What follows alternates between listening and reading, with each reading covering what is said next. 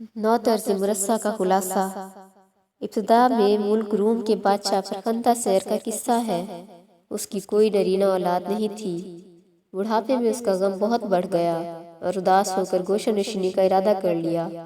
जब वजीर ने समझाया कि पूरे दिन अमूर सल्तनत को अंजाम दीजिए और रात में मकाबिर की ज़ियारत कीजिए, उसे ये बात समझ में आ गई।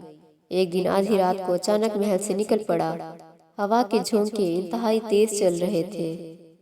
उसे काफी देर एक चिराग जलता हुआ दिखाई दिया। उसके ख्याल में बात आई, शायद किसी अल्लाह वाले पर तजल्ली नाजिल हो रही है। हो सकता है वहां पहुंचने से मेरी मुराद हासिल हो जाए, इसलिए चल पड़ा। वहां जाकर देखा कि 4 दरवेश बैठकर महफिल सुखन सजाए हुए हैं। पहले दरवेश ने किस्सा सुनाया जो मलका दमिश्क की सरगुज़िश्त पर था। दूसरे ने हातिम ताई की सरगुज़िश्त, मलका बसरा और शहजादा नीम रोज का किस्सा सुनाया। तीसरा दरवेश अजम का शहजादा है।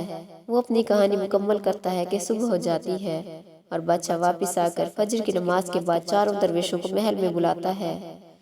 हिजाब दूर करने के लिए पहले खुद फर्रुख सैर और ख्वाजा सख्त परस्त की कहानी सुनाता है। उसके बाद चौथा दरवेश अपना किस्सा सुनाता है जो मुल्क चीन का शहजादा है। किस्सा खत्म होते ही इत्तला मिलती है कि फरखंदा सैर के यहाँ लड़का पैदा हुआ है, मगर ये खुशी देर पा नहीं होती। कुछ अर्सा बाद एक काला बादल आता है और शहजादे को ले जाता है। 2 दिन बाद शहजादा वापस आता है। उसके बाद तो बादशाह चारों फकीरों से मशवरा करके एक खत शहजादे की गोद में डाल देता है। अब जब वापस आता है तो उसमें जवाब होता है कि बादशाह को शाह जिन्नात मलिक शहपाल बिन शाहरुख अपने यहाँ आने की दावत देता है। बादशाह चारों दरवेशों को साथ लेकर रवाना होता है और मलिक शहपाल की मदद से हर एक दरवेश की मुराद पूरी होती है और यहीं पर किस्सा का इख्तिताम होता है। बज़ाहिर मालूम होता है कि सिर्फ 5 किस्से हैं, मगर ज़िमनी तौर पर बहुत सी कहानियाँ शामिल हो गई हैं। और सबसे बड़ी खासियत ये है कि फरखंदा सैर से किस्सा शुरू होता है और आकर ख़त्म होता है। ये मुसन्निफ का कमाल है। नौ तर्ज मुरस्सा का एक मखसूस एहसास के तर्जुमान और इंशा पर्दाजी की आला मिसाल है।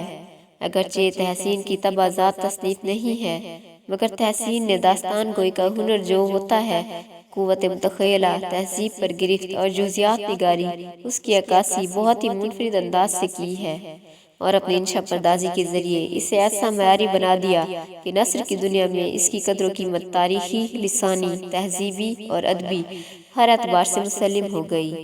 तहसीन ने मुरस्सा मुकफ़ा इबारतों को फारसी और अरबी अंदाज में पेश करने के साथ साथ दोहों और सौदा और हसरत जैसे नुमाइंदा शुअरा के कलाम को पेश करने के साथ मौका और महल की मुनासबत से अपने सादा सलीस अशार भी पेश किए हैं, जिसने इसकी अहमियत और अफादियत को दोबाला कर दिया है।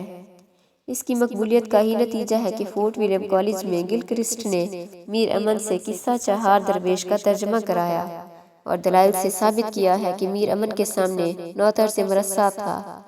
इसको पढ़कर 18वीं सदी का बदलता हुआ मंजरनामा सामने आ जाता है। तहसीन ने अहले उर्दू के सामने 9 तर्ज मुरस्सा की शक्ल में ऐसा पेशबहा खजाना पेश किया है कि दुनिया उर्दू अदब में तहसीन का नाम ताहनू जिंदा है।